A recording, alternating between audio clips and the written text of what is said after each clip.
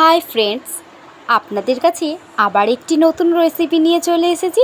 তো আজকের আমি আপনাদের সাথে শেয়ার করব শোল মাছের রসা।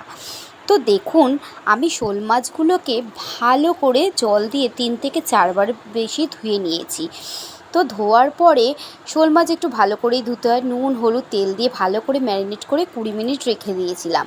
তারপরে পেঁয়াজ কুচি, পেঁয়াজ বাটা, রসুন বাটা, আদা বাটা আর টমেটো কুচি আর কাঁচা লঙ্কা কুচিয়ে রেখে দিয়েছিলাম। তারপরে একটি পাত্রে হলুদ গুঁড়ো, লঙ্কার গুঁড়ো, জিরে গুঁড়ো, ধনে গুঁড়ো দিয়ে একটু জল দিয়ে ভালো করে মিশিয়ে নিয়ে তাকে ঢাকনা দিয়ে রেখে দিয়েছিলাম।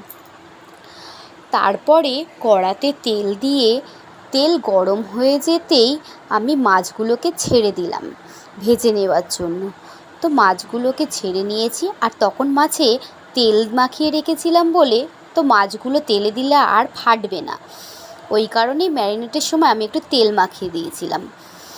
এরপরে মাছগুলোকে ভালো করে দেখুন আমি ভেজে নিচ্ছি। ভেজে নেওয়ার পর আমার মাছ ভাজাগুলো রেডি হয়ে গেছে।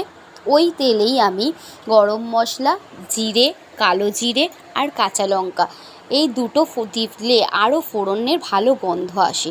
তারপরে আমি দিয়ে দিলাম পেঁয়াজ কুচি। পেঁয়াজগুলোকে হালকা ভালো করে একটু ভেজে নিয়ে তার মধ্যে নুন দিয়ে যাতে মজে যায় তাড়াতাড়ি।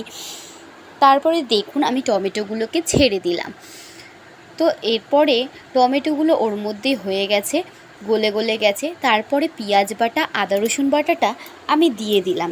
দিয়ে ভালো করে নেড়ে চেড়ে আমি যে গুঁড়ো মশলাগুলো জল দিয়ে গুলে রেখেছিলাম সেটি ঢেলে দিলাম।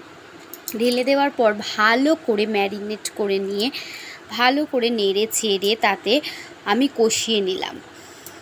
কষিয়ে নেওয়ার পর যতক্ষণ না আমার তেল ছাড়ছে ততক্ষণ আমি কষিয়ে নিলাম। তারপরে গরম জল দিয়ে দিলাম।